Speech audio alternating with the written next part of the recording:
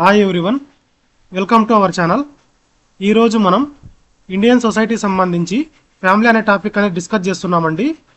ఇంతకుముందు పార్ట్ 1 చేశాము, ఇప్పుడు పార్ట్ 2 చూద్దామండి.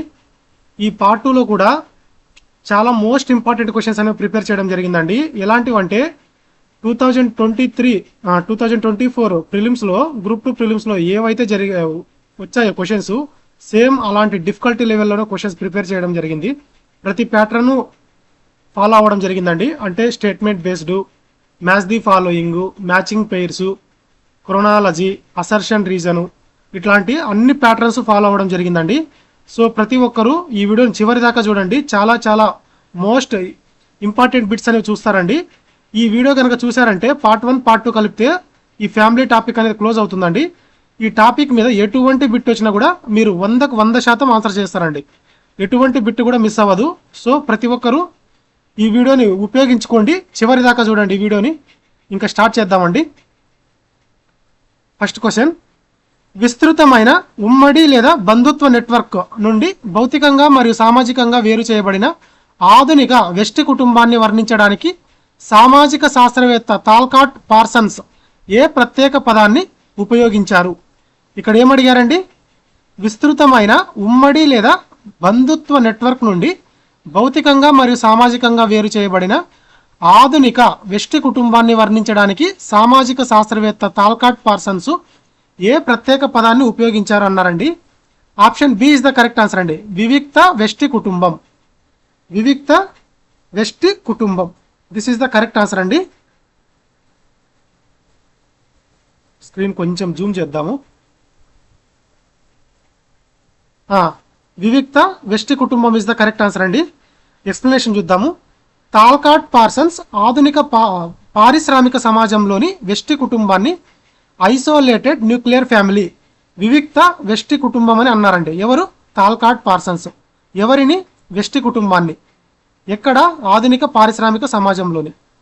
ఎందుకంటే ఈ కుటుంబాలు పాత ఉమ్మడి బంధువుల నియంత్రణకు దూరంగా స్వతంత్రంగా మెట్రో నగరాల్లో నివసిస్తున్నాయి కాబట్టి.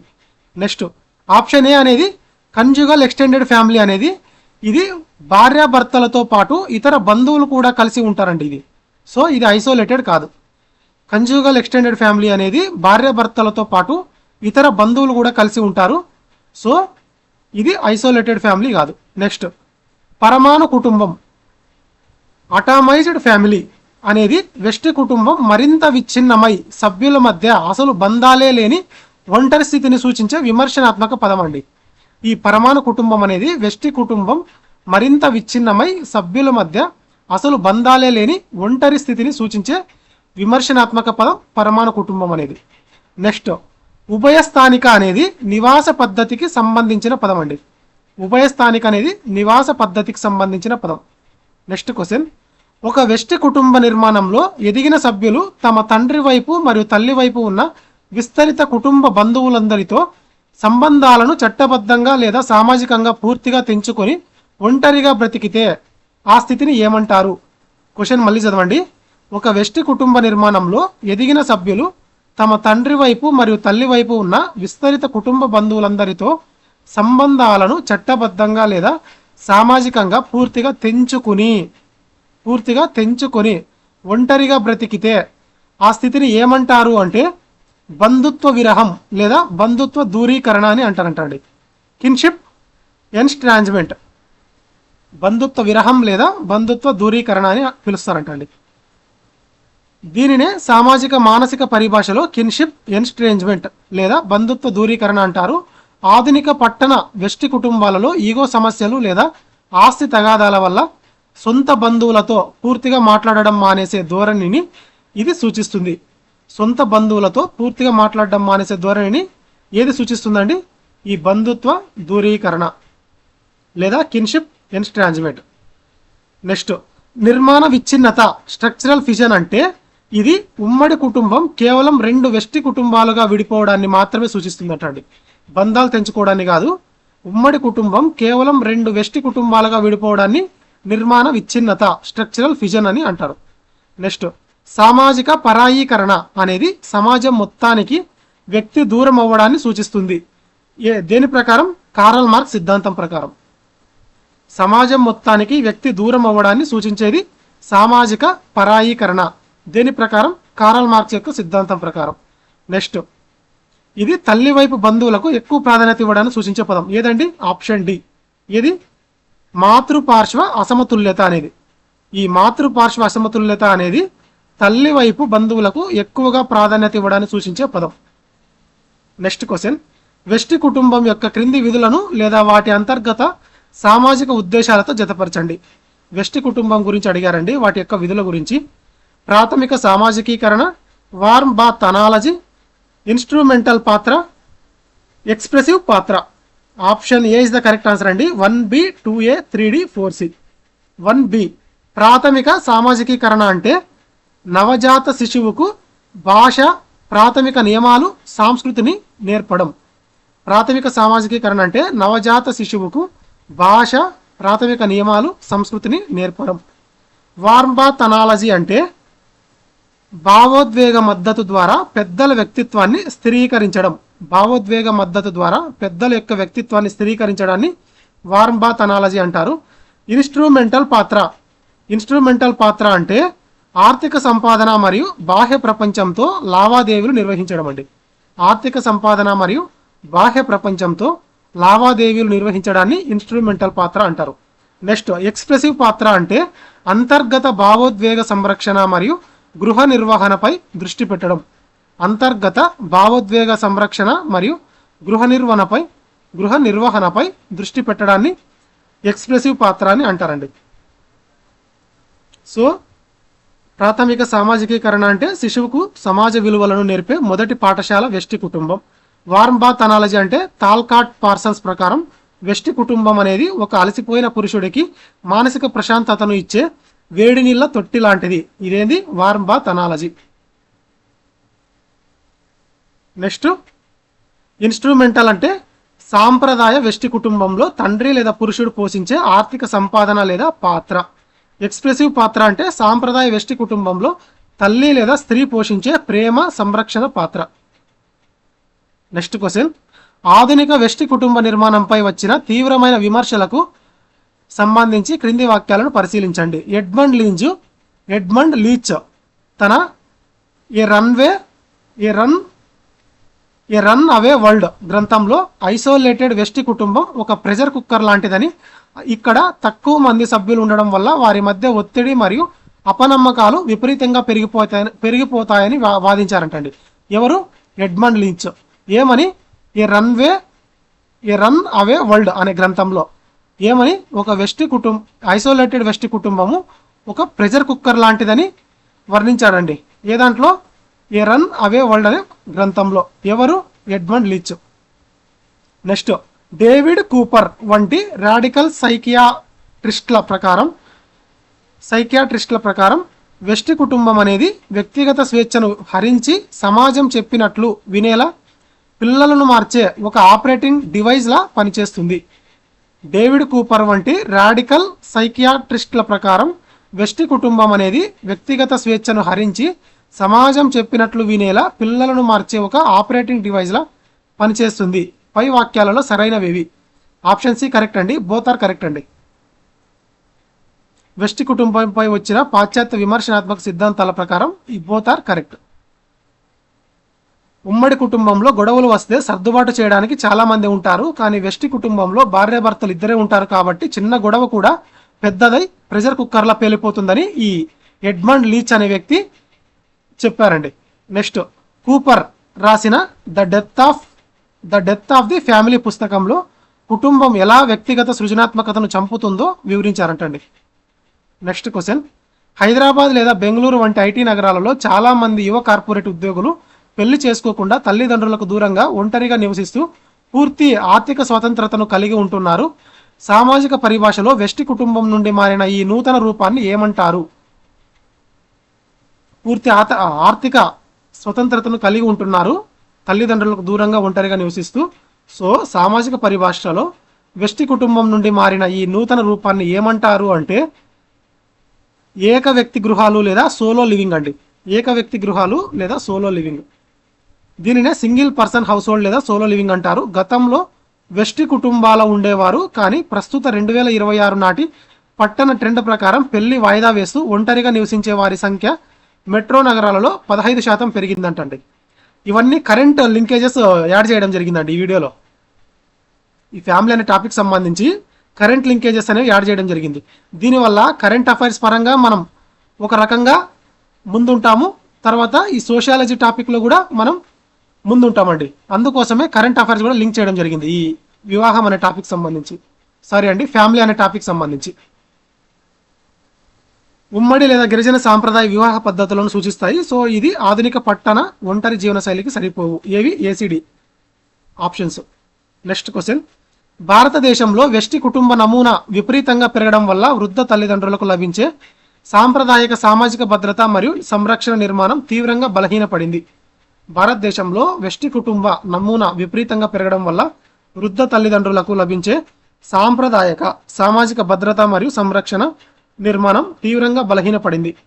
వెస్టి కుటుంబాలు కేవలం భార్య, భర్త, పిల్లల చుట్టూనే స్వయంగా కేంద్రీకృతమై ఉండడం వల్ల గతంలో ఉమ్మడి కుటుంబంలో గౌరవం పొందిన వృద్ధులను ఈ నూతన వ్యవస్థ నుండి మినహాయించడం జరుగుతోంది.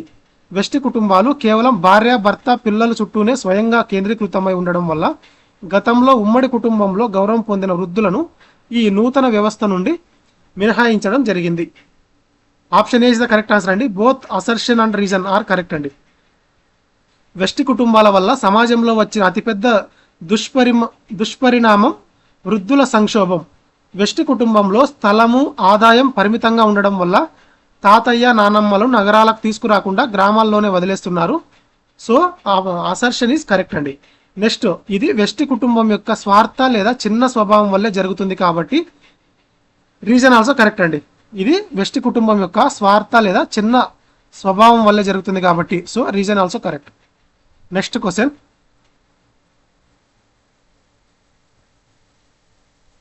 Identify the correct chronological sequence of western and eastern shift where the state legally stepped into a support dependency caused by the break down of traditional joint families into nuclear ones in India. Options వచ్చేటప్పటికి introduction of section 125 CrPC for old age maintenance, అంటే సిఆర్పిసిలో వృద్ధుల భృతి కోసం section 125 ప్రవేశపెట్టడం జరిగింది. వృద్ధ తల్లిదండ్రుల సంరక్షణ సంక్షేమ చట్టం ఆమోదం, హిందూ దత్తత మరియు భృతి చట్టం ఆమోదం, వృద్ధాప్య పెన్షన్ల కోసం జాతీయ సామాజిక సహాయ కార్యక్రమం ప్రారంభం. సరైన కోడ్ని ఎంచుకోండి అన్నారండి. Option A is the correct answer అండి. ఫస్ట్ 3, తర్వాత 1, తర్వాత 4, తర్వాత 2. ఫస్ట్ హిందూ దత్తత మరియు భృతి చట్టం ఆమోదం, తర్వాత సిఆర్పిసిలో వృద్ధుల భృతి కోసం సెక్షన్ 125 అనేది ప్రవేశపెట్టడం జరిగింది, కరెక్టే. నెక్స్ట్ వృద్ధాప్య పెన్షన్ల కోసం జాతీయ సామాజిక సహాయ కార్యక్రమం ప్రారంభం. నెక్స్ట్ వృద్ధ తల్లిదండ్రుల సంరక్షణ సంక్షేమ చట్టం ఆమోదం. ఎక్స్ప్లెనేషన్ చూసుకుంటే వెస్టి కుటుంబాల వల్ల రోడ్డున పడుతున్న వృద్ధుల రక్షణ కోసం ప్రభుత్వం తెచ్చిన చట్టాలు లేదా పథకాలు. First Hindu adoption and maintenance act, Hindu చట్టాల ప్రకారం తల్లిదండ్రులను పోషించాలని చెప్పిన చట్టం 1956 అండి. నెక్స్ట్ సెక్షన్ 125 సిఆర్పిసి ప్రకారం, అంటే క్రిమినల్ ప్రొసీజర్ కోడ్ ప్రకారం అన్ని మతాల వృద్ధులు కోర్టు ద్వారా భృతి పొందేలా తెచ్చిన క్రిమినల్ ప్రొసీజర్ కోడ్ సెక్షన్ 125 అనేది 1973లో తెచ్చారండి. నేషనల్ సోషల్ అసిస్టెన్స్ ప్రోగ్రామ్, కేంద్ర ప్రభుత్వం వృద్ధాప్య పెన్షన్లు ఇవ్వడానికి తెచ్చిన దేశవ్యాప్తంగా పథకం 1995 అండి, NSAP. Next senior citizen act, వృద్ధుల సంరక్షణ కోసం తెచ్చిన అత్యంత కఠినమైన ప్రత్యేక చట్టం 2007 అండి. సో ఫస్ట్ 1956, తర్వాత 1973, తర్వాత 1995, తర్వాత 2007. Option A is the correct answer. Next question, వెస్టి కుటుంబంపై వచ్చిన విమర్శలను తిప్పికొడుతూ సామాజిక శాస్త్రవేత్త రొనాల్డ్ ఫ్లెచ్చర్ చేసిన వాదన ప్రకారం ఆధునిక సమాజంలో వెస్టి కుటుంబం విధులను కోల్పోలేదు, దానికి బదులుగా విధులు ఏమయ్యాయి? మళ్ళీ చదువుతా చూడండి. వెస్టి కుటుంబంపై వచ్చిన విమర్శలను తిప్పికొడుతూ సామాజిక శాస్త్రవేత్త ఎవరు? రొనాల్డ్ ఫ్లెచ్చర్ చేసిన వాదన ప్రకారం ఆధునిక సమాజంలో వెస్టి కుటుంబం విధులను కోల్పోలేదు, బదులుగా దాని విధులు ఏమయ్యాయి అంటే మరింత ప్రత్యేకించబడి భావోద్వేగపరంగా బలోపేతమయ్యాయి అంటండి. మరింతగా ప్రత్యేకించబడి భావోద్వేగపరంగా బలోపేతమయ్యాయి. రొనాల్డ్ ఫ్లెచర్ వెస్టి కుటుంబాన్ని సమర్థించారు. బడి, ఆసుపత్రి వంటి బాహ్య సంస్థలు పెరిగినప్పటికీ పిల్లలకు నైతిక విలువలు నేర్పడం మరియు భార్యాభర్తల మధ్య ప్రేమను పెంచడంలో వెస్టి కుటుంబం మరింత ప్రత్యేకమైన విధులను సంతరించుకుందే తప్ప అది బలహీనపడలేదని ఆయన వాదించారు. ఇదేమండి విమర్శలు అంటే రాంగ్ ఇక్కడ అడిగింది, విమర్శలు మాత్రమే అడిగారు. So nuclear family has not become functionless, rather its function have become అంటే ఇక్కడ రాంగ్ అడిగారు కాబట్టి this is the wrong answer అండి. బి అనేది రిమైనింగ్ ఆర్ కరెక్ట్ అండి. ఏబిసిడి అనేవి ఇక్కడ అంతరించిపోతుందనే నెగిటివ్ దృక్పథాన్ని సూచిస్తాయి కాబట్టి ఇవి కరెక్ట్. సో ఇక్కడ విమర్శ మాత్రమే అడిగారు కాబట్టి విమర్శ పరంగా అయితే ఆప్షన్ బి మాత్రమే కరెక్ట్ అండి. రొనాల్డ్ ఫ్లెచర్ వెస్టి కుటుంబాన్ని సమర్థించారు. బడి, ఆసుపత్రి వంటి బాహ్య సంస్థలు పెరిగినప్పటికీ పిల్లలకు నైతిక విలువలు నేర్పడం మరియు భార్యాభర్తల మధ్య ప్రేమను పంచడంలో వెస్టి కుటుంబం మరింత ప్రత్యేకమైన విధులను సంతరించుకుందే తప్ప అది బలహీనపడలేదు అని ఆయన వాదించారండి. ఇదొక విమర్శ మాత్రమే. నెక్స్ట్ క్వశ్చన్, ఆధునిక వెస్టి కుటుంబాలలో తల్లిదండ్రులు పిల్లలపై పాతకాలంలాగా హుకుం జారీ చేయకుండా కుటుంబ నిర్ణయాలలో వారిని కూడా భాగస్వాములను చేస్తూ చర్చల ద్వారా నియమాలను నిర్ణయించే ప్రజాస్వామ్య పద్ధతిని ఏమంటారు అంటే చర్చల ఆధారిత కుటుంబం అని అంటారండి. చర్చల ఆధారిత కుటుంబం. Option B is correct answer అండి. ఇక్కడ ఏమడిగారు, ఆధునిక వెస్టి కుటుంబాలలో తల్లిదండ్రులు పిల్లలపై పాతకాలంలాగా హుకుం జారీ చేయకుండా కుటుంబ నిర్ణయాలలో వారిని కూడా భాగస్వాములను చేస్తూ చర్చల ద్వారా నియమాలను నిర్ణయించే ప్రజాస్వామ్య పద్ధతిని ఏమంటారు అంటే చర్చల ఆధారిత కుటుంబం అని అంటారండి. చర్చల ఆధారిత కుటుంబం. దీనినే నెగోషియేటెడ్ ఫ్యామిలీ లేదా చర్చల ఆధారిత కుటుంబం అంటారు. ఆధునిక వెస్టి కుటుంబాల ప్రధాన సానుకూల లక్షణం ఇది. ఇక్కడ పితృస్వామ్య అణచివేత అనేది ఉండదు. పిల్లల అభిప్రాయాలకు పూర్తిగా విలువ అనేది ఉంటుందంటండి. నెక్స్ట్, అథారిటేరియన్ సోషలైజేషన్ అనేది పిల్లలను భయపెట్టి పెంచే పాత పద్ధతి అండి. ఏది? Authoritarian socialisation. నెక్స్ట్, అసమానతలను సూచించే పదాలు ఏవేవి? ఇవి అసౌష్ఠవ నియంత్రణ, మాతృస్వామ్య ఆధిపత్యం అనేవి అసమానతలను సూచించే పదాలండి. నెక్స్ట్ క్వశ్చన్, సామాజిక నిర్మాణ కార్యాచరణ దృక్పథం ప్రకారం వెస్టి కుటుంబం అత్యంత స్థిరమైన సంస్థగా నిలవడానికి గల ప్రాథమిక అంతర్గత సమతుల్యత హేతువు ఏది?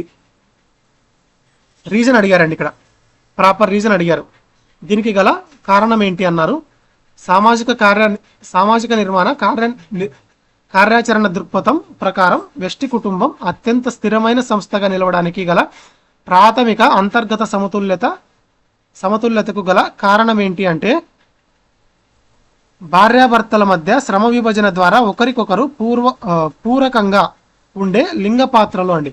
భార్యాభర్తల మధ్య శ్రమ విభజన ద్వారా ఒకరికొకరు పూరకంగా ఉండే లింగ పాత్రలు. ఫంక్షనలిస్టులు తాల్కాట్ పార్సన్స్ ప్రకారం వెస్టి కుటుంబంలో భర్త బయట సంపాదిస్తాడు, భార్య ఇంట్లో పిల్లలను చూసుకుంటుంది. ఈ విధమైన పరస్పర పూరక శ్రమ విభజన వల్లే ఇద్దరి మధ్య ఈగో గొడవలు రాకుండా కుటుంబం బ్యాలెన్స్డ్గా నడుస్తుందని వారు నమ్ముతారు.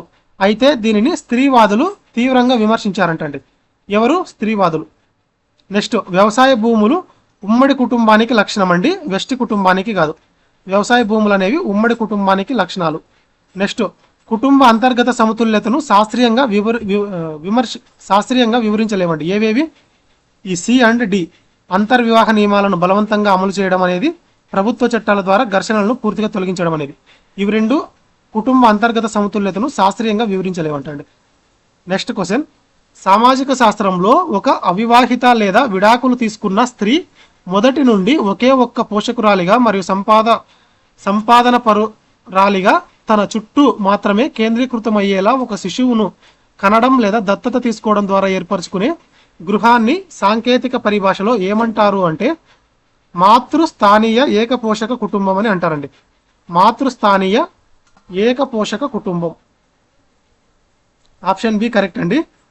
దీనిని మ్యాట్రిఫోకల్ సింగిల్ పేరెంట్ ఫ్యామిలీ అంటారు. ఇక్కడ తండ్రి పాత్ర మొదటి నుండి లోపించి ఉంటుంది. ఆధునిక పట్టణ నగరాలలో చదువుకున్న ఆర్థిక స్వావలంబన గల మహిళలు పెళ్లి వద్దు అనుకుని ఒంటరిగా పిల్లలను పెంచుతున్న నూతన ధోరణిని ఇది సూచిస్తుంది. మాతృ కేంద్రక కుటుంబంలో ఒక భర్త లేదా పురుషుడు ఉన్నప్పటికీ నిర్ణయాలు తల్లివే అయి ఉంటాయి. ఇక్కడ పురుషుడే ఉండడు కాబట్టి ఆప్షన్ ఏ అనేది సరికాదు. నెక్స్ట్, గిరిజన లేదా లింగ సమానత్వ ఉమ్మడి పద్ధతులను సూచిస్తాయి. ఇవి ఒంటరి మహిళా పెంపకానికి వర్తించబడి. నెక్స్ట్ క్వశ్చన్, ప్రపంచ ఉపాధి అవసరాల దృష్ట్యా ఒక కుటుంబానికి చెందిన సభ్యులు వేర్వేరు దేశాలలో విడివిడిగా నివసిస్తున్నప్పటికీ సరిహద్దులు దాటి బలమైన ఆత్మీయ బంధాలు, ఆర్థిక లావాదేవీలు మరియు చట్టపరమైన సంబంధాలను కొనసాగిస్తుంటే ఆ నూతన నిర్మాణాన్ని ఏమంటారు అంటే అంతర్జాతీయ వలస కుటుంబం లేదా ట్రాన్స్నేషనల్ కుటుంబం అని అంటారంటండి. ట్రాన్స్నేషనల్ ఫ్యామిలీ దీన్నే ట్రాన్స్నేషనల్ ఫ్యామిలీ అంటారు. ప్రపంచీకరణ ఫలితంగా పుట్టుకొచ్చిన ఆధునిక కుటుంబ రూపం ఇది. ఉదాహరణకు భర్త అమెరికాలో, భార్య హైదరాబాద్లో, పిల్లలు లండన్లో చదువుకుంటూ సాంకేతిక అంటే వీడియో కాల్స్, ఆన్లైన్ బ్యాంకింగ్ ద్వారా ఒకే కుటుంబంగా జీవించడం.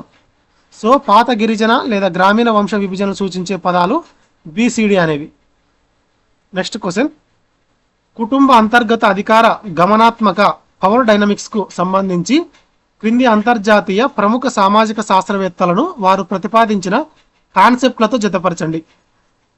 కుటుంబ అంతర్గత అధికారిక గమనాత్మకతకు సంబంధించి క్రింది అంతర్జాతీయ ప్రముఖ సామాజిక శాస్త్రవేత్తలను వారు ప్రతిపాదించిన కాన్సెప్ట్లతో జతపరచండి. David Cooper, Talcott Parsons, Eli Zaretsky, R.D. Laing. Option A is the correct answer అండి. 1C, 2A, 3D, 4B. 1C David Cooper, the death of the family, కుటుంబ వ్యవస్థ మరణం, దీని గురించి చెప్పారు. తాల్కాట్ పార్సన్స్, ఈయన పెద్దల వ్యక్తిత్వ స్థిరీకరణ గురించి చెప్పాడు. ఎలి జారెట్స్కీ అంటే పెట్టుబడిదారి గృహోపకరణ సామాజిక భ్రమ. R.D. లైంగ్ అంటే కుటుంబం యొక్క చీకటి కోణం, హింస లేదా అణచివేత గురించి చెప్పారండి.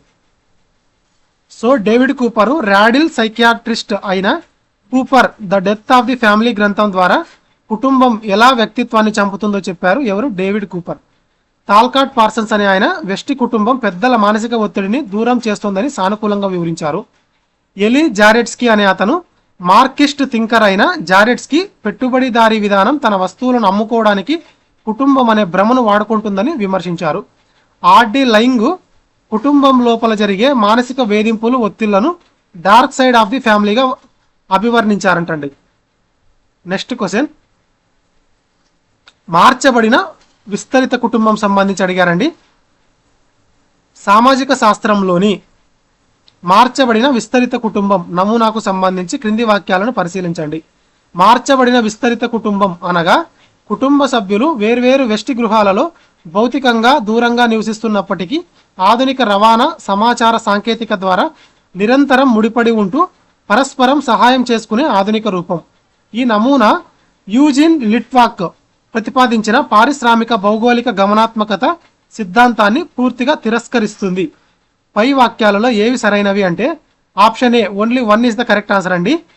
మార్చబడిన విస్తరిత కుటుంబం అనగా కుటుంబ సభ్యులు వేర్వేరు వెస్టి గృహాలలో భౌతికంగా దూరంగా నివసిస్తున్నప్పటికీ ఆధునిక రవాణా, సమాచార సాంకేతిక ద్వారా నిరంతరం ముడిపడి ఉంటూ పరస్పరం సహాయం చేసుకునే ఆధునిక రూపం అండి ఇది మార్చబడిన విస్తరిత కుటుంబం అనేది. సో సామాజిక శాస్త్రవేత్త అయిన యూజిన్ లిట్వాకు ఈ నమూనాను తెచ్చారు. పారిశ్రామికీకరణ వల్ల ఉమ్మడి కుటుంబాలు విడిపోయి వెస్టిగా మారినా అవి పూర్తిగా బంధువులను వదులుకోవు, ఒక మాడిఫైడ్ రూపంలో విస్తరిత బంధాలను కలిగి ఉంటాయని దీని అర్థం. స్టేట్మెంట్కు సంబంధించి ఇది లిట్వాక్ సిద్ధాంతాన్ని తిరస్కరించదండి. ఎందుకంటే లిట్వాకు స్వయంగా ఈ సిద్ధాంతాన్ని ప్రతిపాదించారు కాబట్టి ఇది తిరస్కరించదండి. So option 1 is the correct answer అండి. Remaining are incorrect.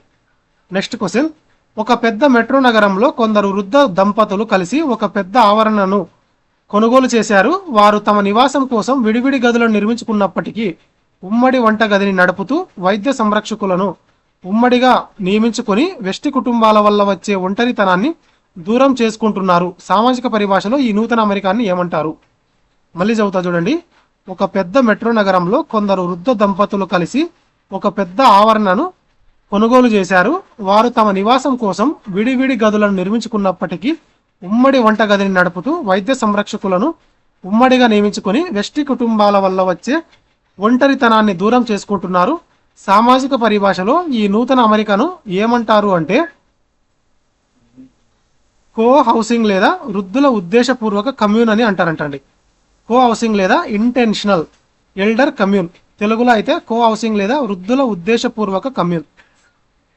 దీనినే కో హౌసింగ్ లేదా వృద్ధుల ఉద్దేశపూర్వక కమ్యూన్ అంటారు. వెస్టి కుటుంబాల విస్తరణ వల్ల వృద్ధులు ఒంటరిగా మారి వృద్ధాశ్రమాల పాలవుతున్నారు. దీనికి ప్రత్యామ్నాయంగా రక్త సంబంధం లేని వృద్ధులు గ్రూప్గా ఏర్పడి పరస్పర సహకారంతో జీవించే నూతన సామాజిక ధోరణి ఇదంటండి. కుల గిరిజన లేదా పురాతన వృద్ధులను సూచిస్తాయంటండి. ఏవి ACD అనే ఆప్షన్లు. నెక్స్ట్ క్వశ్చన్, గృహహింస నుండి మహిళల రక్షణ చట్టం 2005 సాంప్రదాయ వివాహం చేసుకోకుండా కలిసి ఉండే సహజీవనాన్ని లివ్-ఇన్ రిలేషన్షిప్స్ వివాహ రూప స్వభావం గల సంబంధంగా చట్టబద్ధంగా గుర్తిస్తుంది. సుప్రీంకోర్టు వేలుస్వామి కేసులో చారిత్రాత్మక మార్గదర్శకాలను ఇస్తూ ఒక సహజీవన భాగస్వామి భృతి క్లెయిమ్ చేయాలంటే వారు సుదీర్ఘకాలం కలిసి జీవించి ఉండాలని, సమాజం వారిని దంపతులుగా గుర్తించేలా ప్రవర్తించి ఉండాలని స్పష్టం చేసింది. Option A is the correct answer అండి. Both assertion and reason are correct అండి.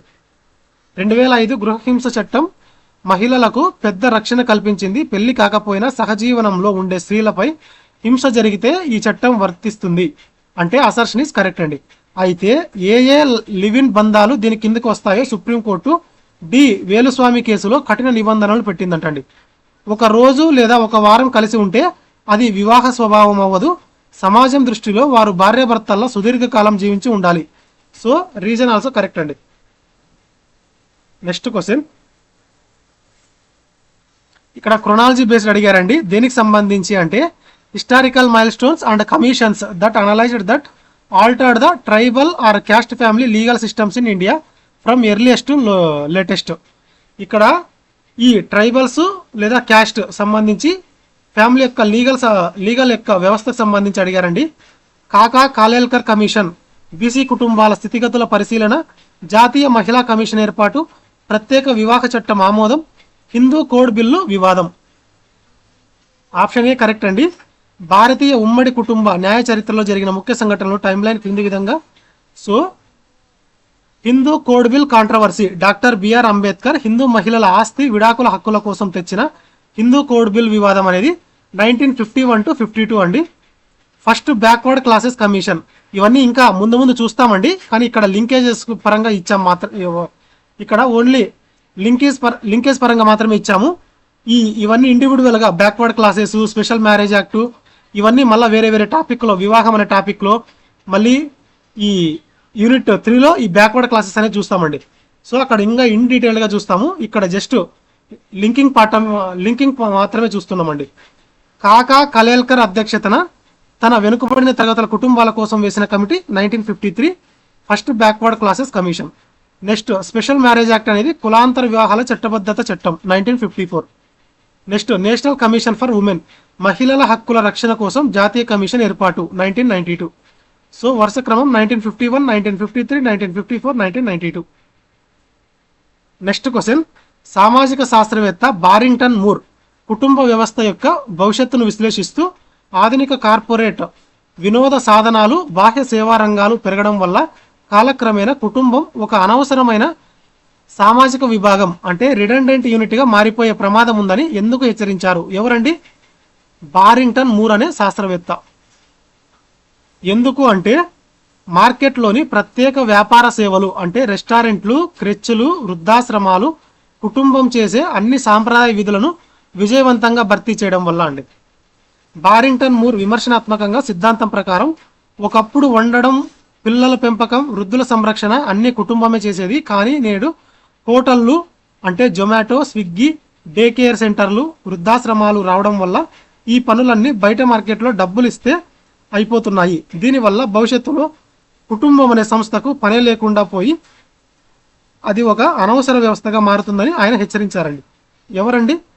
బారింగ్టన్ మూర్. నెక్స్ట్ క్వశ్చన్, ప్రత్యామ్నాయ కుటుంబ జీవనశైలి అధ్యయనాలలో ఒంటరి తల్లిదండ్రులు, విడాకులు తీసుకున్నవారు లేదా వితంతువులు ఎలాంటి శృంగార లేదా వివాహ సంబంధం లేకుండా కేవలం పిల్లల పెంపకం మరియు ఆర్థిక భద్రత కోసం ఒకరికొకరు తోడుగా పక్కపక్కన నివసిస్తూ ఏర్పాటు చేసుకునే పరస్పర నెట్వర్క్ను ఏమంటారు అంటే ఏకపోషక సహకార గృహాలు అంటారండి. Single parent cooperative share holds అని అంటారంటండి. ఏకపోషక సహకార గృహాలు లేదా సింగిల్ పేరెంట్ కోఆపరేటివ్స్ అని అంటారంటండి. దీనినే సింగిల్ పేరెంట్ కోఆపరేటివ్ అంటారు. వెస్టి కుటుంబం విచ్ఛిన్నమయ్యాక ఒక ఒంటరి తల్లి లేదా తండ్రికి ఒక శిశువును ఒంటరిగా పెంచడం కష్టమవుతుంది. అందువల్ల ఒకే రకమైన సమస్య ఉన్న ఇద్దరు ముగ్గురు ఒంటరి తల్లులు కలిసి ఒకే చోట ఉంటూ పరస్పరం పిల్లలను చూసుకోవడం నేటి పట్టణ సమాజంలో కనిపిస్తున్న ఒక ప్రత్యామ్నాయ రూపం. నెక్స్ట్ క్వశ్చన్, హిందూ దత్తత మరియు భృతి చట్టం 1956 నిబంధనల ప్రకారం ఒక అవివాహిత హిందూ కుమార్తె తన తండ్రి ఆస్తి లేదా కుటుంబ ఆదాయం నుండి ఏ దశ వరకు చట్టబద్ధంగా జీవన భృతిని మరియు వివాహ ఖర్చులను డిమాండ్ చేసే హక్కును కలిగి ఉంటుంది అంటే, ఆమెకు వివాహం జరిగి ఆమె స్వయంగా తనను తాను పోషించుకోగలిగే స్థితికి వచ్చేంత వరకు, అంటే అన్మ్యారీడ్ స్టేటస్ ముగిసే వరకు ఉంటుందండి. హిందూ పర్సనల్ లాలోని సెక్షన్ 20 ప్రకారం ఒక కుమార్తెకు పెళ్ళయ్యేంత వరకు తండ్రి ఆస్తి నుండి లేదా తండ్రి ఆదాయం నుండి జీవన భృతిని మరియు పెళ్లి ఖర్చులను క్లెయిమ్ చేసే సంపూర్ణ చట్టబద్ధమైన హక్కు ఉంటుంది. ఇక్కడ మేజర్ వయసు 18 ఏళ్ళు దాటినప్పటికీ పెళ్లి కాకపోతే ఈ హక్కు అనేది వర్తిస్తుందండి. నెక్స్ట్ క్వశ్చన్, పాత క్రిమినల్ కోడ్ స్థానంలో కేంద్ర ప్రభుత్వం తెచ్చిన నూతన క్రిమినల్ చట్టాల ప్రకారం కుటుంబ జీవన భృతికి సంబంధించి పాత క్రిమినల్ ప్రొసీజర్ కోడ్లోని సెక్షన్ 125 ప్రస్తుతం భారతీయ నాగరిక్ సురక్ష సంహిత BNSS లోని ఏ సెక్షన్ రూపాంతరం చెందింది? ఇది ఆల్రెడీ ఈ పాయింట్ లాస్ట్ పార్ట్ 1 వీడియోలో డిస్కస్ చేసామండి, కానీ డిఫరెంట్ పర్స్పెక్టివ్లో డిస్కస్ చేశాము. ఇక్కడ డిఫరెంట్ పర్స్పెక్టివ్ అండి. ఇక్కడ ఏమడిగారు, పాత క్రిమినల్ కోడ్ స్థానంలో కేంద్ర ప్రభుత్వం తెచ్చిన నూతన క్రిమినల్ చట్టాల ప్రకారం కుటుంబ జీవన భృతికి సంబంధించిన పాత CRPCలోని సెక్షన్ 125 ప్రస్తుతం భారతీయ నాగరిక్ సురక్ష సంహితలోని ఏ సెక్షన్ రూపాంతరం చెందింది అన్నారండి. సెక్షన్ 124 అండి. BNSS లోని సెక్షన్ 144. కొత్త క్రిమినల్ చట్టాల ప్రకారం పాత సెక్షన్ 125 CRPC ప్రస్తుతం సెక్షన్ 144లో సెక్షన్ 144 ఆఫ్ BNSS గా మారింది. ఇందులో ఒక పెద్ద మార్పు చేశారు. కోర్టులో భృతి కోసం వేసిన మధ్యంతర దరఖాస్తులను, అంటే ఇంటరిమ్ మెయింటెనెన్స్ నోటీస్ అందిన 60 రోజుల్లోపు తప్పనిసరిగా పరిష్కరించాలనే కఠినమైన గడువును చేర్చారు. నెక్స్ట్ క్వశ్చన్, సామాజిక ప్రాధాన్యత కలిగిన ప్రసిద్ధ మహమ్మద్ అబ్దుల్ సమద్ వర్సెస్ స్టేట్ కేసులో సుప్రీంకోర్టు ఇచ్చిన చారిత్రాత్మక తీర్పు యొక్క ప్రధాన సారాంశం ఏమిటి? సామాజిక ప్రాధాన్యత కలిగిన ప్రసిద్ధ మహమ్మద్ అబ్దుల్ సమద్ వర్సెస్ స్టేట్ కేసులో సుప్రీంకోర్టు ఇచ్చిన చారిత్రాత్మక తీర్పు యొక్క ప్రధాన సారాంశం ఏమిటి అంటే, ఆప్షన్ బి కరెక్ట్ అండి.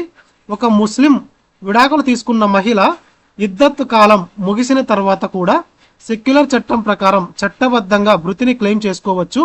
ఎందుకంటే ఈ భృతి చట్టం మతాతీతమైనది. ఇది మతాతీతమైనది. ఎక్స్ప్లెనేషన్ చూద్దామండి. 2024 నాటి ఈ చారిత్రాత్మక తీర్పు ద్వారా సుప్రీంకోర్టు స్పష్టం చేస్తూ పాత షాబానో తీర్పును పునరుద్ఘాటించింది.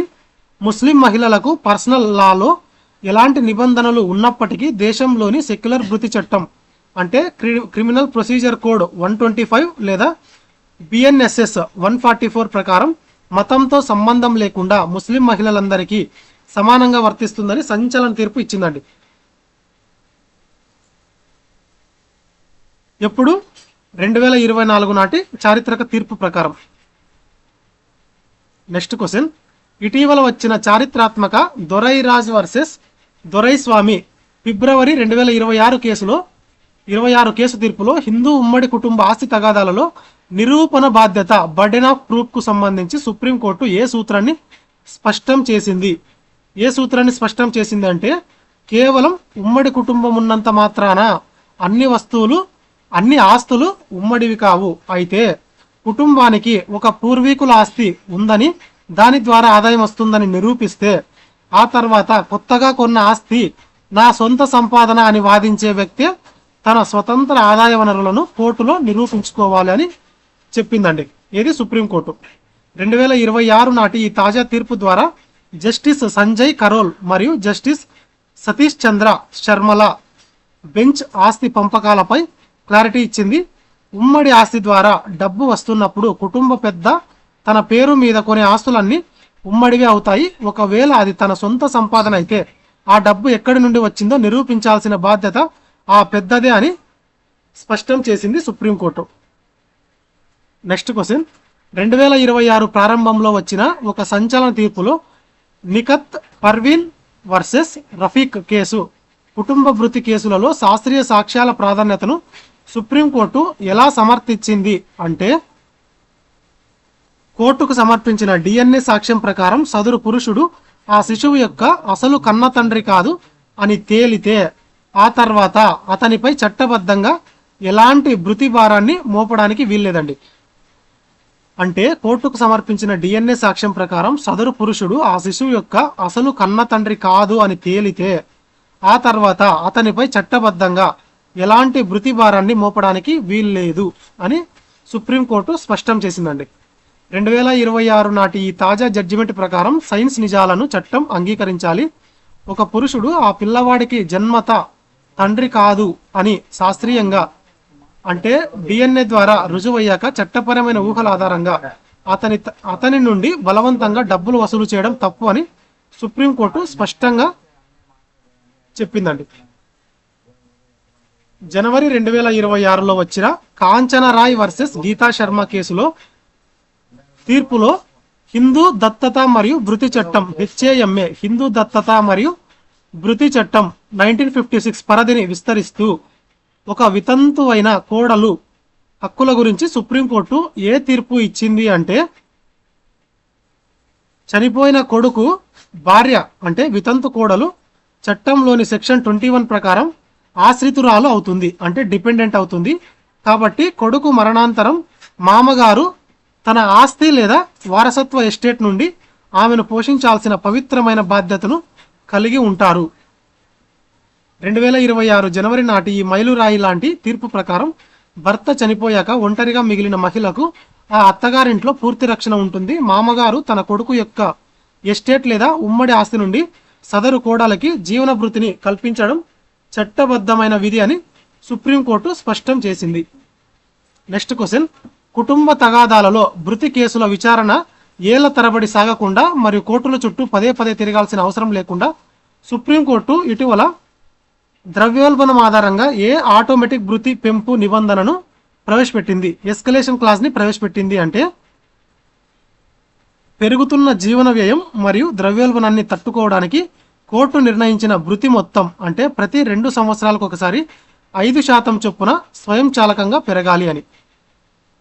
అంటే పెరుగుతున్న జీవన వ్యయము మరియు ద్రవ్యోల్బణాన్ని తట్టుకోవడానికి కోర్టు నిర్ణయించిన భృతి మొత్తం ప్రతి 2 సంవత్సరాలకు ఒకసారి 5% చొప్పున స్వయంచాలకంగా పెరగాలని కోర్టు స్పష్టం చేసిందండి. సుప్రీంకోర్టు తన తాజా రూలింగ్ ద్వారా ఈ 5% ఎస్కలేషన్ రూల్ని తెచ్చింది. ఒకసారి కోర్టు భృతి నిర్ణయించాక ప్రతిసారి ద్రవ్యోల్బణం పెరిగినప్పుడల్లా మహిళలు మళ్ళీ కొత్తగా కేసు వేయాల్సిన అవసరం లేకుండా ప్రతి 2 ఏళ్లకు 5% ఆటోమేటిక్గా పెరిగేలా ఆర్డర్ కాపీలోనే చేర్చాలని కోర్టులను ఆదేశించింది. ఏది సుప్రీంకోర్టు. నెక్స్ట్ క్వశ్చన్, ఫిబ్రవరి 2025లో సుప్రీంకోర్టుకు చెందిన 3 న్యాయమూర్తుల బెంచ్ హిందూ వివాహ చట్టం 1955లోని సెక్షన్ 25 ప్రకారం చట్టబద్ధంగా చెల్లని వివాహాలపై చారిత్రాత్మక తీర్పునిచ్చింది. ఎటువంటి తీర్పునిచ్చింది అంటే option B is the correct answer అండి. ఒక వివాహం చట్టబద్ధంగా చెల్లనిది అని కోర్టు డిగ్రీ ఇచ్చినప్పటికీ, అంటే ఉదాహరణకు భార్యత్వం లేదా సపిండ సంబంధాల వల్ల సదరు భార్య లేదా భాగస్వామి ఆ కేసు పరిస్థితులను బట్టి శాశ్వత అలీమని లేదా భృతిని క్లెయిమ్ చేయడానికి చట్టబద్ధంగా అర్హురాలే అని సుప్రీంకోర్టు స్పష్టం చేసిందండి. 2025 ఫిబ్రవరి నాటి ఈ తీర్పు మహిళల ఆర్థిక భద్రతకు పెద్ద ఊరటనిచ్చింది. మోసం వల్ల లేదా తెలియక జరిగిన చెల్లని వివాహం రద్దయినప్పుడు ఆ మహిళ రోడ్డున పడకుండా ఉండేందుకు సెక్షన్ 25 కింద కోర్టులు ఆమెకు పర్మనెంట్ ఆలీమనీ మంజూరు చేయవచ్చు అని సుప్రీంకోర్టు స్పష్టం చేసింది. నెక్స్ట్ క్వశ్చన్, మే 2026లో వచ్చిన సరికొత్త పార్వతీ నైర్తి వర్సెస్ లక్ష్మీ నైర్తి కేసు తీర్పులో హిందూ కుటుంబంలో భార్య పిల్లలను కాదని ఒక వ్యక్తి తన ఆస్తిని సోదరి పేరు మీద రాసిన రిజిస్టర్ కాని విల్లు చెల్లుబాటుపై సుప్రీంకోర్టు ఏం తీర్పు ఇచ్చింది అంటే, క్వశ్చన్ మళ్ళీ చదువుతా చూడండి. మే 2026లో వచ్చిన సరికొత్త పార్వతీ నైర్తి వర్సెస్ లక్ష్మీ నైర్తి కేసు తీర్పులో హిందూ కుటుంబంలో భార్య పిల్లలను కాదని ఒక వ్యక్తి తన ఆస్తిని సోదరి పేరు మీద రాసిన రిజిస్టర్ కాని విల్లు చెల్లుబాటుపై సుప్రీంకోర్టు ఎటువంటి తీర్పు ఇచ్చింది అంటే, కేవలం భార్య పిల్లలను ఆస్తి నుండి దూరం చేసినంత మాత్రాన ఆ విల్లు రద్దు కాదు. ఒక వ్యక్తి తన ఆస్తిని ఎవరికైనా ఇచ్చుకునే సంపూర్ణ చట్టబద్ధమైన స్వేచ్ఛను కలిగి ఉంటాడు. సో ఆ డాక్యుమెంటు స్వచ్ఛందంగా రాసిందే అని నిరూపిస్తే అది 100% చెల్లుతుందంటండి. 2026 మే 21న వచ్చిన ఈ తాజా సంచలన తీర్పు ద్వారా సుప్రీంకోర్టు స్పష్టం చేస్తూ, విల్లు రాయడమే సాధారణ వారసత్వ క్రమాన్ని మార్చడానికి, కాబట్టి ఒక వ్యక్తి తన భార్య పిల్లలకు ఆల్రెడీ అంతా చూసుకున్నాను అని విల్లులో రాసి మిగిలిన ఆస్తిని సోదరికి రాస్తే దానిని తప్పుపట్టలేము, విల్లుపై రిజిస్ట్రేషన్ నిర్బంధం కాదు అని తీర్పునిచ్చిందంటండి. మీరు గమనించినట్లయితే మనం ఈ వీడియో చేస్తున్నది మే 31 అండి. మనము ఈ మే మంత్ కరెంట్ అఫైర్స్ కూడా లింక్ చేయడం జరిగిందండి ఈ వీడియోకి. అంటే మనం ఎంత అడ్వాన్స్గా ఈ వీడియోస్ అనేవి ప్రిపేర్ చేయడం జరుగుతుందో మీరు గమనించవచ్చు. నెక్స్ట్ క్వశ్చన్, 2025లో వచ్చిన అంగడి చంద్రన్న వర్సెస్ శంకర్ కేసు తీర్పులో ఉమ్మడి కుటుంబ ఆస్తులు చట్టబద్ధంగా రిజిస్టర్డ్ పార్టిషన్ ద్వారా విడిపోయిన తర్వాత ఆ ఆస్తి యొక్క చట్టబద్ధమైన హోదా ఏమవుతుందని సుప్రీంకోర్టు రూలింగ్ ఇచ్చింది. 2025లో వచ్చిన అంగడి చంద్రన్న వర్సెస్ శంకర్ కేసు తీర్పులో ఉమ్మడి కుటుంబ ఆస్తులు చట్టబద్ధంగా రిజిస్టర్డ్ పార్టిషన్ ద్వారా విడిపోయిన తర్వాత ఆ ఆస్తి యొక్క చట్టబద్ధమైన హోదా ఏమవుతుందని సుప్రీంకోర్టు రూలింగ్ ఇచ్చింది అంటే, option B is the correct answer అండి. ఒకసారి చట్టబద్ధంగా ఆస్తి పంపకం జరిగాక ఎవరికి వచ్చిన వాటా వారికి సొంత ఆస్తి అవుతుంది. దానిని అమ్ముకోవడానికి, బహుమతిగా ఇవ్వడానికి లేదా విల్లు రాయడానికి వారికి సంపూర్ణ హక్కులు ఉంటాయి అని సుప్రీంకోర్టు స్పష్టం చేసిందండి. 2025 నాటి ఈ తీర్పు ద్వారా సుప్రీంకోర్టు ఆస్తి హక్కులపై స్పష్టత ఇచ్చింది. ఉమ్మడి కుటుంబం విడిపోయాక వచ్చిన వాటాను ఒక వ్యక్తి తన సొంత ఇష్టపూర్వకంగా వాడుకోవచ్చు. అతని పిల్లలు వచ్చి అది మళ్ళీ మాకు పూర్వీకుల ఆస్తి అవుతుందని అమ్మకాలను ఆపలేరు అని కోర్టు స్పష్టం చేసింది. నెక్స్ట్ క్వశ్చన్, 2026 వరకు వచ్చిన తాజా నివేదికల ప్రకారం భారతదేశంలోని పట్టణ ప్రాంతాలలో పుట్టుకొచ్చిన ట్రాన్స్నేషనల్ వెస్టి గృహాలు అనే నూతన ధోరణి దేనిని సూచిస్తుంది? ఇది ఆల్రెడీ డిస్కస్ చేశామండి ఇదే వీడియోలోనే. ఈ పాయింట్ ట్రాన్స్నేషనల్ వెస్టి గృహాలు అనే దానికి సంబంధించి డిస్కస్ చేశాము. ఇక్కడ ఇంకా కొన్ని అడిషనల్ పాయింట్స్ అనేవి కవర్ అవుతాయండి. ఇక్కడ భారతదేశంలోని పట్టణ ప్రాంతాలలో పుట్టుకొచ్చిన ట్రాన్స్నేషనల్ వెస్టి గృహాలు అనే నూతన ధోరణి దేనిని సూచిస్తుంది అంటే, ఒకే ప్రధాన వెస్టి కుటుంబం సభ్యులు విదేశీ ఉద్యోగాల రీత్యా అంతర్జాతీయ సరిహద్దులు దాటి వేర్వేరు దేశాలలో నివసిస్తున్నప్పటికీ డిజిటల్ సాంకేతికత ద్వారా నిరంతర ముడిపడి ఉంటూ బలమైన ఆర్థిక, చట్టపరమైన మరియు భావోద్వేగ ఐక్యతను కొనసాగించే నూతన గ్లోబల్ కుటుంబాలండి. ప్రపంచీకరణ తీవ్రమయ్యాక మెట్రో నగరాలలో ఈ ట్రెండ్ ఎక్కువగా కనిపిస్తోంది. భార్య ఇండియాలో, భర్త లండన్లో, పిల్లలు సింగపూర్లో ఉంటూ సాంకేతికత ద్వారా నిత్యం మాట్లాడుకుంటూ ఒకే ఫ్యామిలీగా రన్ అవుతుంటారు. దీనినే ట్రాన్స్నేషనల్ న్యూక్లియర్ హౌస్ హోల్డ్ అని అంటారండి. నెక్స్ట్ క్వశ్చన్, సామాజిక శాస్త్రవేత్త యాంథోనీ గిడెన్స్ ఆధునిక పట్టణ కుటుంబాలలో సంబంధాల గమనాన్ని వివరిస్తూ ప్రత్యేక సంబంధం అనే కాన్సెప్ట్ను ప్రతిపాదించారు. ఈ నమూనా యొక్క ప్రధాన లక్షణం ఏమిటి అంటే, ఒక బంధం అనేది కేవలం పరస్పర భావోద్వేగ తృప్తి కోసం మాత్రమే ఉంటూ ఇద్దరు భాగస్వాములకు ఆ బంధం వల్ల ప్రయోజనం అంటే సంతోషం లభించినంత కాలం మాత్రమే కొనసాగే నూతన స్వతంత్ర బంధం అండి. యాంథోనీ గిడెన్స్ ప్రకారం ఆధునిక పట్టణ వెస్టి కుటుంబాలలో దంపతులు పాతకాలంలాగే కేవలం సమాజం కోసమో సంస్కృతి కోసమో కలిసి బ్రతకడం లేదు. వారి మధ్య ప్రేమ, ఆత్మీయత ఉన్నంత కాలమే ఆ బంధం నడుస్తుంది. అది లోపించినప్పుడు విడాకులు లేదా విడిపోవడానికి వెనుకాడటం లేదు.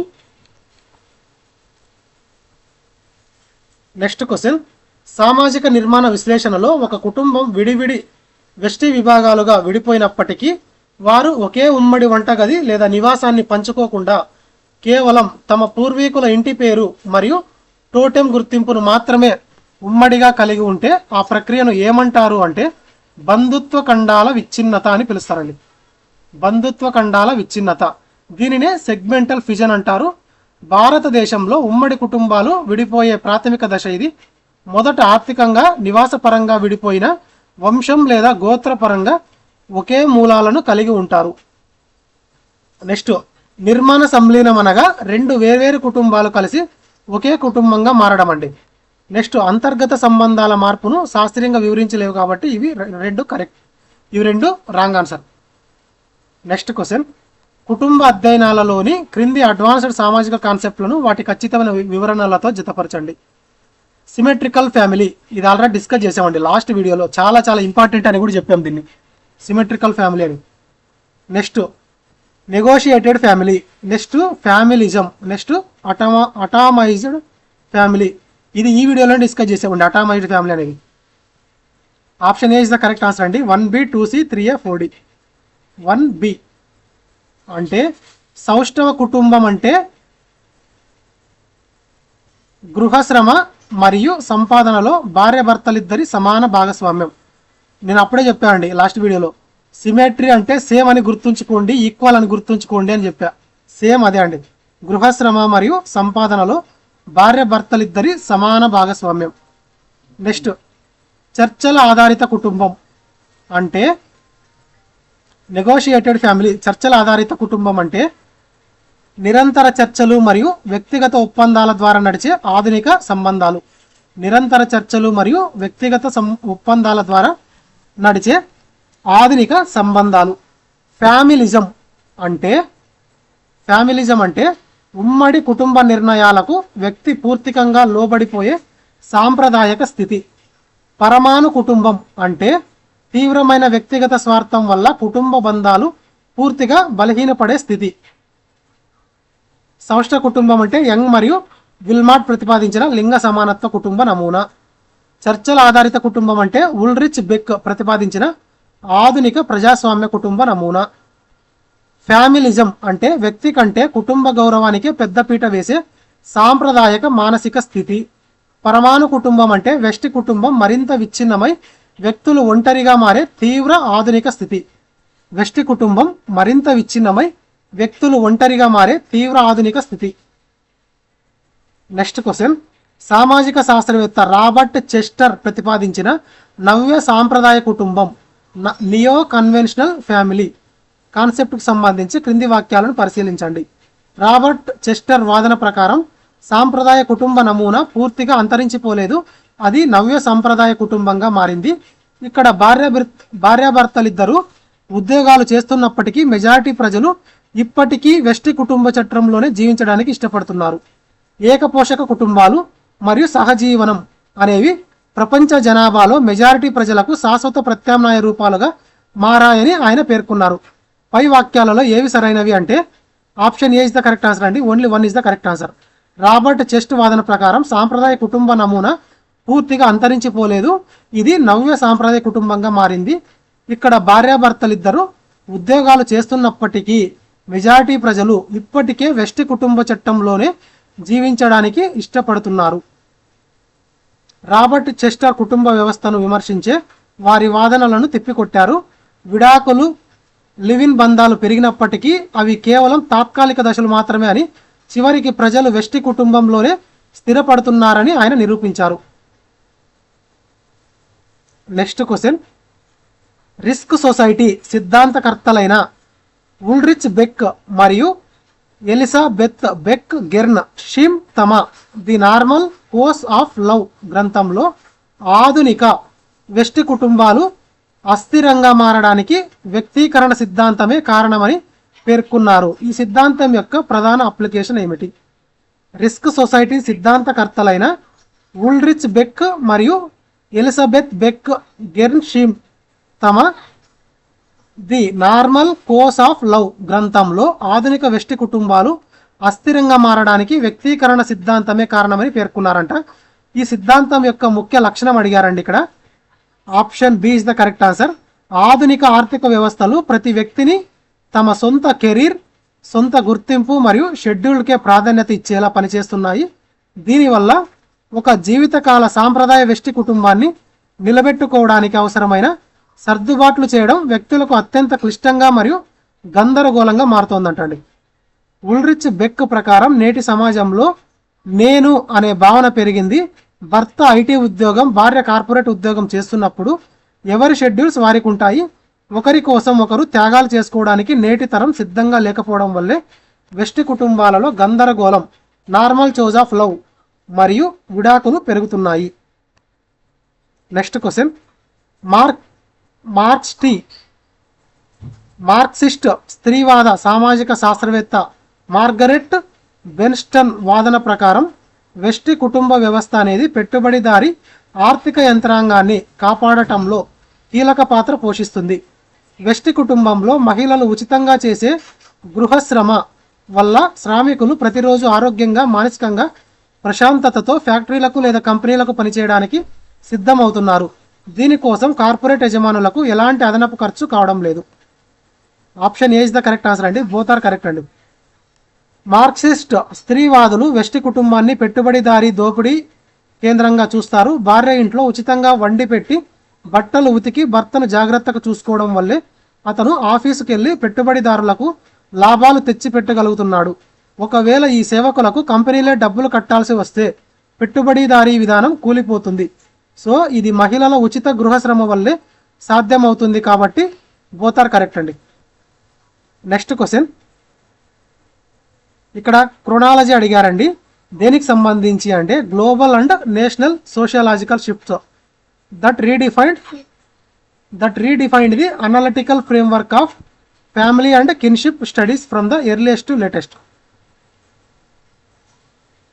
Option A is the correct answer. 4, 1, 2, 3.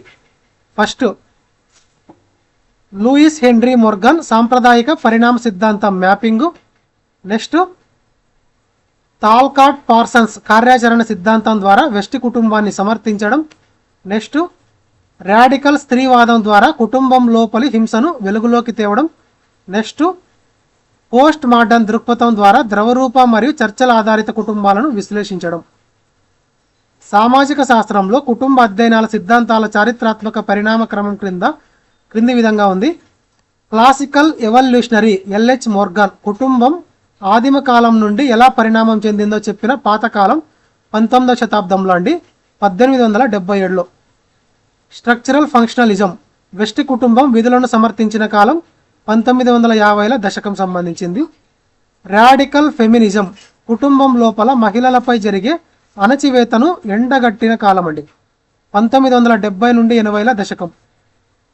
Post modern view Giddens and Beck global risk సొసైటీలో సంబంధాల అస్థిరతను వివరించిన తాజా కాలం 1990స్ల తదనంతరం నుండి ప్రస్తుత 21వ శతాబ్దం వరకు. నెక్స్ట్ క్వశ్చన్, సామాజిక శాస్త్రవేత్త రొనాల్డ్ ఫ్లెచర్ కుటుంబ వ్యవస్థపై వస్తున్న విమర్శలను విశ్లేషిస్తూ కార్యాచరణ అధిక భారం ఫంక్షనల్ ఓవర్లోడ్ అనే కాన్సెప్ట్ను చర్చించారు.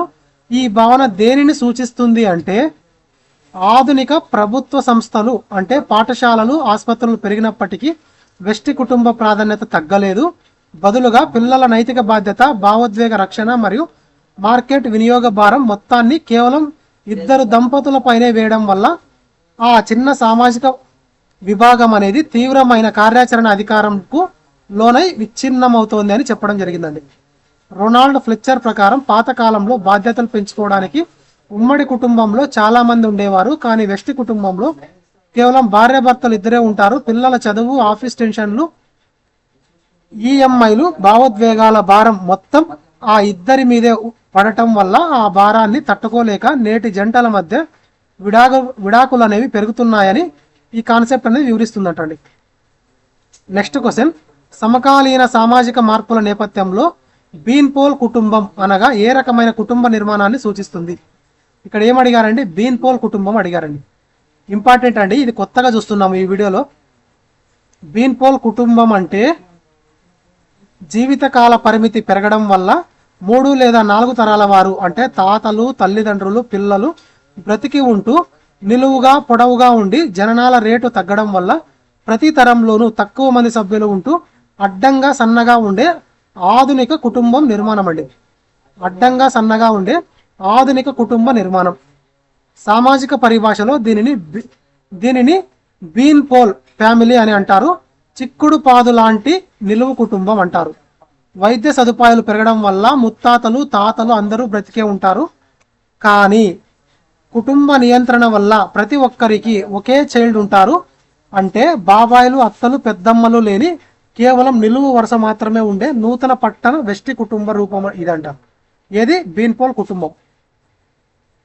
నెక్స్ట్ క్వశ్చన్, ఎలిజబెత్ బాట్ ప్రతిపాదించిన వైవాహిక పాత్రల అంటే కంజుగల్ రోల్స్ సిద్ధాంతం ప్రకారం వెస్టి కుటుంబంలో భార్యాభర్తలిద్దరూ పరస్పరం కలవకుండా తమ గృహ విధులను విడివిడిగా నిర్వహిస్తూ వినోద ఆసక్తులను కూడా వేర్వేరుగా కలిగి ఉంటే ఆ వ్యవస్థను ఏమంటారు అంటే వేరు చేయబడిన లేదా విభజించబడిన వైవాహిక పాత్రలు అని అంటారండి.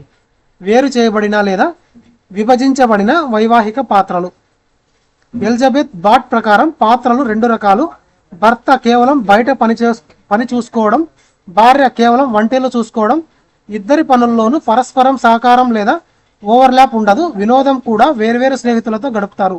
సాంప్రదాయ వెస్ట్ కుటుంబం లక్షణం ఇది. ఇద్దరూ కలిసి అన్ని పనులు పంచుకోవడం ఆధునిక సౌష్ఠవ కుటుంబం లక్షణం.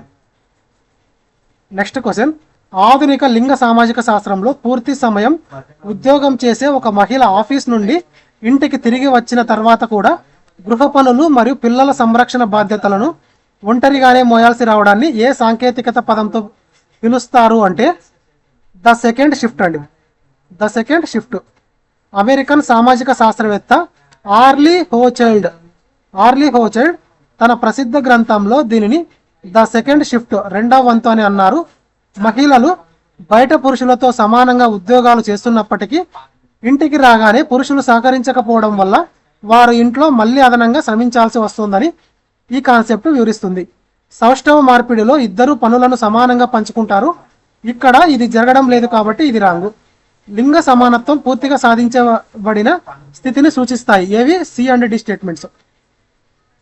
నెక్స్ట్ క్వశ్చన్, ఆధునిక పట్టణ సమాజాలలో విడాకులు మరియు పునర్వివాహాల రేటు పెరగడం వల్ల ఒక వ్యక్తి తన జీవిత కాలంలో ఎంతమందికైనా చట్టబద్ధమైన భాగస్వామి కావచ్చు, కానీ ఒక నిర్దిష్ట సమయంలో మాత్రం కేవలం ఒకే ఒక భాగస్వామిని కలిగి ఉండాలనే నియమాన్ని ఏమంటారు అంటే ఇక్కడ ఆధునిక పట్టణ సమాజాలలో విడాకులు మరియు పునర్వివాహాల రేటు పెరగడం వల్ల ఒక వ్యక్తి తన జీవిత కాలంలో ఎంతమందికైనా చట్టబద్ధమైన భాగస్వామి కావచ్చు, కానీ ఒక నిర్దిష్ట సమయంలో మాత్రం కేవలం ఒకే ఒక భాగస్వామిని కలిగి ఉండాలనే నియమాన్ని ఏమంటారు అంటే ఏమంటారండి? శ్రేణి ఏక వివాహం లేదా సీరియల్ మోనోగామి అంటారండి. శ్రేణి ఏక వివాహం లేదా సీరియల్ మోనోగామి. యాక్చువల్గా ఇది వివాహం అనే టాపిక్లో వస్తుందండి, కానీ ఇక్కడ ఇంటర్లింకింగ్ వల్ల ఇక్కడ కూడా కొన్ని క్వశ్చన్స్ యాడ్ చేయడం జరిగింది. సో వివాహం అనే టాపిక్లో మళ్ళీ వీటి గురించి ఇన్ డీటెయిల్గా చూస్తామండి. So option B is the correct answer. దీనినే సీరియల్ మోనోగామి అంటే శ్రేణి ఏక వివాహం అంటారు. ఇక్కడ వ్యక్తి ఒకే సమయంలో ఇద్దరిని పెళ్లి చేసుకోడు. అలా చేస్తే బహు వివాహం అవుతుంది. ఒకరికి విడాకులు ఇచ్చాకే మరొకరిని పెళ్లి చేసుకుంటాడు. నేటి 2026 నాటి పట్టణ వెస్టి కుటుంబాల ప్రధాన చట్టపరమైన లక్షణం ఇది అంట. అంటే శ్రేణి వివాహం అంటే ఏక వివాహం. ఇక్కడ వ్యక్తి ఒకే సమయంలో ఇద్దరిని పెళ్లి చేసుకోడండి. అలా చేస్తే అది బహు వివాహం అవుతుంది. ఈ వివాహం అనే టాపిక్ సంబంధించి చూస్తామండి. ఈ ఏక వివాహము బహు వివాహం అనే కాన్సెప్ట్ సంబంధించి వివాహం అనే టాపిక్లో చూస్తాము. ఒకరికి విడాకులు ఇచ్చాకే మరొకరిని పెళ్లి చేసుకుంటాడండి.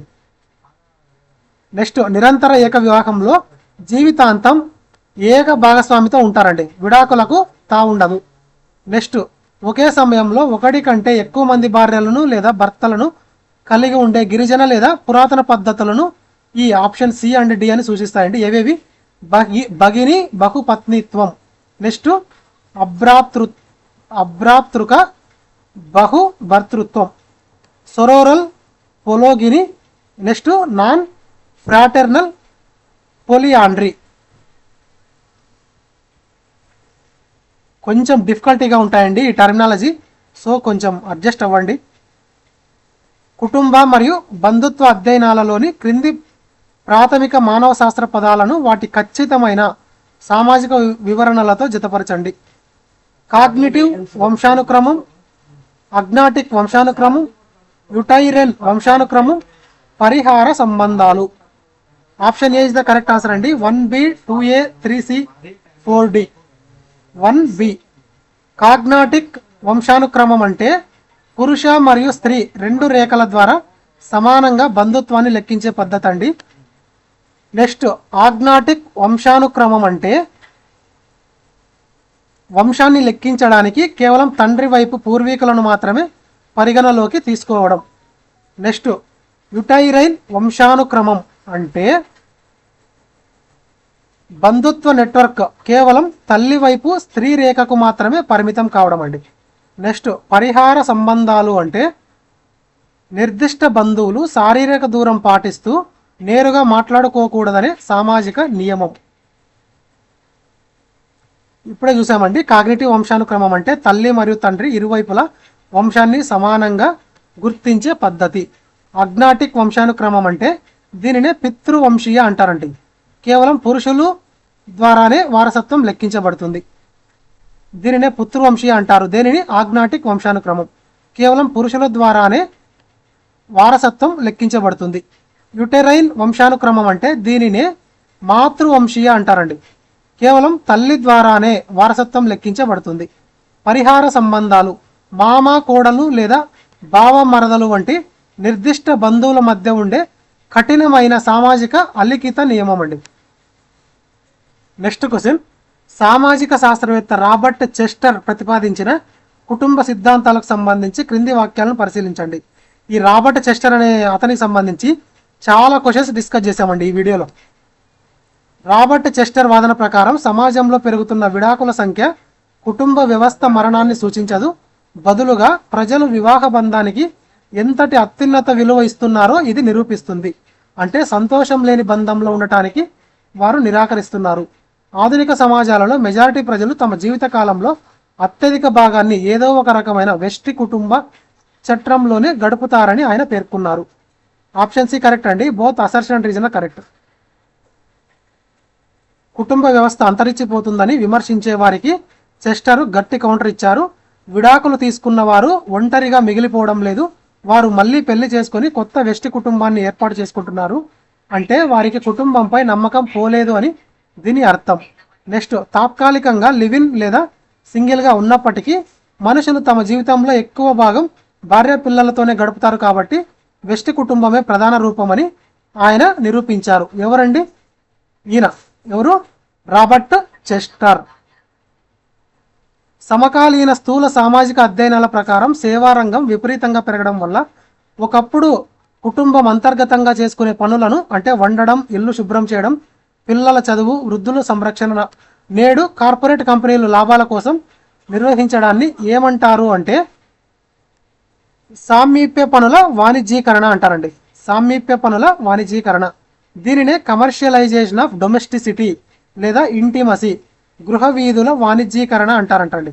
ఒకప్పుడు అమ్మ వండి పెడితేనే ఆహారం లభించేది, నేడు స్విగ్గీ జొమాటోలో ఆర్డర్ ఇస్తే వస్తుంది. పిల్లలను చూసుకోవడానికి క్రెచ్లు వచ్చాయి. అంటే కుటుంబం యొక్క పనులన్నీ మార్కెట్లో అమ్ముడయ్యే వస్తువులుగా మారిపోయాయి అని ఇతను చెప్తున్నాడండి. నిర్మాణ విలక్షణత అంటే ఒక పెద్ద వ్యవస్థ చిన్న చిన్న స్వతంత్ర విభాగాలుగా విడిపోవడాన్ని సూచిస్తుంది. ఇక్కడ మార్కెట్ ఆక్రమణ జరుగుతోంది కాబట్టి ఆప్షన్ బి ఆల్సో కరెక్ట్ అండి. నెక్స్ట్ క్వశ్చన్, సామాజిక శాస్త్రవేత్త జుడిత్ స్టాసే ఈ జుడిత్ స్టాసే వాదన ప్రకారం ఆధునిక పట్టణ సమాజాలలో ఒకే రకమైన స్థిరమైన ప్రామాణిక వెస్టి కుటుంబ నమూనా అంతరించిపోయి దాని స్థానంలో పోస్ట్ మోడర్న్ కుటుంబం చట్టం వచ్చింది. నెక్స్ట్ పోస్ట్ మోడర్న్ కుటుంబాలు అత్యంత ద్రవ్య రూపంలో వైవిధ్యంగా ఉంటూ వ్యక్తిగత ఇష్టాలపై ఆధారపడి ఉంటాయి. ఇందులో ఏకపోషక, పునర్నిర్మిత సహజీవన మరియు స్వలింగ సంపర్క కుటుంబాలు ఉంటూ ఏ ఒక్క నమూనా కూడా సమాజంపై ఆధిపత్యం చెలాయించలేదు. Option A is the correct answer అండి. Both assertion and reason correct. Explanation చూసుకుంటే జూడిత్ స్టాసే ప్రతిపాదించిన పోస్ట్ మోడర్న్ సిద్ధాంతం ప్రకారం నేటి నగరాల్లో కేవలం భార్య, భర్త, పిల్లలు అనే ఒకే ఒక్క మోడల్ లేదు. సమాజంలో రకరకాల కుటుంబ రూపాలను అంగీకరిస్తోంది. So it is correct. ఇది వ్యక్తులు తమ ఇష్టానుసారంగా తమకు నచ్చిన బంధాన్ని ఎంచుకోవడం వల్లే సాధ్యమైంది కాబట్టి reason also correct. Next question, child welfare and protecting there status with in a family matrix in India from the earliest to the latest. దీనికి సంబంధించి క్రొనాలజీ అడిగారండి. బాల కార్మిక నిషేధ చట్టం, పోక్సో చట్టం, జువైనల్ జస్టిస్ చట్టం, ఉచిత నిర్బంధ విద్యా హక్కు చట్టం. ఆప్షన్ ఏ కరెక్ట్ అండి. 1342. ఫస్ట్ చైల్డ్ లేబర్ యాక్ట్, బాలల శ్రమను నియంత్రించడానికి తెచ్చిన చట్టం 1986. నెక్స్ట్ జువెనైల్ జస్టిస్ యాక్ట్, అనాథ పిల్లల సంరక్షణ మరియు చట్టంతో ఘర్షణ పడే బాలల కోసం తెచ్చిన చట్టం జువెనైల్ జస్టిస్ యాక్ట్ 2000 అండి. Next RTE act, right to education act, పిల్లల ప్రాథమిక విద్యా హక్కు చట్టం 2009, అమలు 2010 అండి. పోక్సో చట్టం, బాలలపై లైంగిక దాడులను అరికట్టడానికి తెచ్చిన కఠిన చట్టం 2012. ఫ్రెంచ్ సామాజిక ఆలోచన పరుడు జాక్వెస్ డాంజెలాట్ తన ప్రసిద్ధ గ్రంథం ది పోలీసింగ్ ఆఫ్ ఫ్యామిలీస్ లో ఆధునిక ప్రభుత్వం కుటుంబాల ప్రవర్తనను నేరుగా బలవంతంగా కాకుండా ఏ విధంగా నియంత్రిస్తుందని వాదించారు. ఫ్రెంచ్ సామాజిక ఆలోచన పరుడు జాక్వెస్ డాంజెలాట్ తన ప్రసిద్ధ గ్రంథం ది పోలీసింగ్ ఆఫ్ ఫ్యామిలీస్ లో ఆధునిక ప్రభుత్వం కుటుంబాల ప్రవర్తనను నేరుగా బలవంతంగా కాకుండా ఏ విధంగా నియంత్రిస్తుందని వాదించారు అంటే ఆప్షన్ బి కరెక్ట్ అండి. సామాజిక కార్యకర్తలు, వైద్యులు, చైల్డ్ సైకియాట్రిస్టుల వంటి నిపుణుల సలహాల ద్వారా కుటుంబాల అంతర్గత జీవితాన్ని సూక్ష్మంగా పర్యవేక్షిస్తూ వారిని నియంత్రించడం ద్వారా అండి. ఎక్స్ప్లెనేషన్ చూసుకుంటే డాంజెలాట్ ప్రకారం ప్రభుత్వం మన ఇళ్లలోకి నేరుగా పోలీసులను పంపదు, కానీ డాక్టర్లు, కౌన్సిలర్ల ద్వారా పిల్లలను ఎలా పెంచాలి, భార్యాభర్తలు ఎలా ఉండాలి అనే నియమాలను నిరంతరం మన మెదళ్లలోకి చొప్పిస్తుంది. దీనినే ఆయన ది పోలీసింగ్ ఆఫ్ ఫ్యామిలీస్, కుటుంబాలపై సూక్ష్మ నిఘా అని అన్నారండి. నెక్స్ట్ క్వశ్చన్, అంతర్జాతీయ ప్రత్యామ్నాయ కుటుంబ నమూనాల పరిధిలో పునర్నిర్మిత కుటుంబం అనగా ఏ రకమైన సామాజిక నిర్మాణాన్ని సూచిస్తుంది అంటే గత వివాహాల ద్వారా పిల్లలు ఉన్న ఇద్దరు వ్యక్తులు అంటే విడాకులు లేదా మరణం తర్వాత తిరిగి ఒకరినొకరు పెళ్లి చేసుకొని ఆ పిల్లలందరితో కలిసి ఒకే గూటి కింద ఏర్పాటు చేసుకునే సమ్మేళన కుటుంబం. రీకాన్స్టిట్యూటెడ్ ఫ్యామిలీ అండి. దీనిని బ్లెండెడ్ ఫ్యామిలీ అని కూడా అంటారంట. పాశ్చాత్య దేశాలలో విడాకులు ఎక్కువ కావడం వల్ల ఈ రకమైన కుటుంబాలు చాలా సాధారణం. ఇక్కడ సొంత పిల్లలు, సవితి పిల్లలు అందరూ కలిసి ఒకే నూతన కుటుంబంగా జీవిస్తారంటండి. నెక్స్ట్ లాస్ట్ క్వశ్చన్ అండి ఇది. మైకేల్ యంగ్ మరియు పీటర్ విల్మాట్ ప్రతిపాదించిన కుటుంబ పరిణామ సిద్ధాంతం ప్రకారం పారిశ్రామిక సమాజాల చిట్ట చివరి దశలో అసౌష్ఠవ కుటుంబం అంటే అసిమెట్రికల్ ఫ్యామిలీ అండి. ఇంతకు ముందే చెప్పానండి, సిమెట్రికల్, అసిమెట్రికల్ అనేవి చాలా ఇంపార్టెంట్ అని. ఇంతకుముందు సిమెట్రికల్ గురించి చూసాము, ఇక్కడ అసిమెట్రికల్ గురించి చూసామండి. క్వశ్చన్ మళ్ళీ చదువుతా చూడండి. మైకేల్ యంగ్ మరియు పీటర్ విల్మాట్ ప్రతిపాదించిన కుటుంబ పరిణామ సిద్ధాంతం ప్రకారం పారిశ్రామిక సమాజాల చిట్ట చివరి దశలో అసౌష్ఠవ కుటుంబం అంటే అసిమెట్రికల్ ఫ్యామిలీ ఆవిర్భవిస్తుంది. ఈ దశ యొక్క ముఖ్య లక్షణాలు అడిగారండి. ముఖ్య లక్షణాలు option B is the correct answer అండి.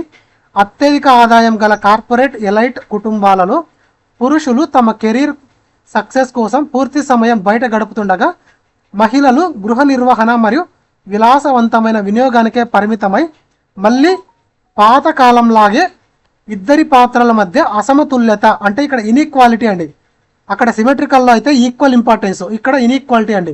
అంటే ఇక్కడ పురుషుడేమో ఇక్కడ ఆఫీస్కి వెళ్ళి వర్క్ చేస్తుంటాడు బయట, కానీ అమ్మాయి అయితే ఇక్కడ గృహిలో అంటే ఇంట్లో మాత్రమే ఉండి ఇంట్లో పనులు మాత్రమే చూసుకుంటుందండి. ఇక్కడ ఈ భేదాలు అనేవి ఏర్పడతాయండి, ఇన్ఈక్వాలిటీస్ అనేవి వస్తాయి. దానినే ఇక్కడ చెప్తున్నారండి. దీనిని ఇక్కడ అసిమెట్రికల్ అని అంటున్నారండి. యంగ్ మరియు విల్మాట్ కుటుంబ పరిమాణాన్ని 4 దశలుగా చెప్పారు. స్టేజ్ 3లో భార్యాభర్తలు పనులు సమానంగా పంచుకుంటారు, కానీ చిట్ట చివరి స్టేజ్ 4కి వచ్చేసరికి భారీగా సంపాదించే భర్తలు ఆఫీసుల్లోనే బిజీగా అయిపోతారు, భార్యలు ఒంటరిగా విలాసవంతమైన ఇళ్లలో మిగిలిపోతారు.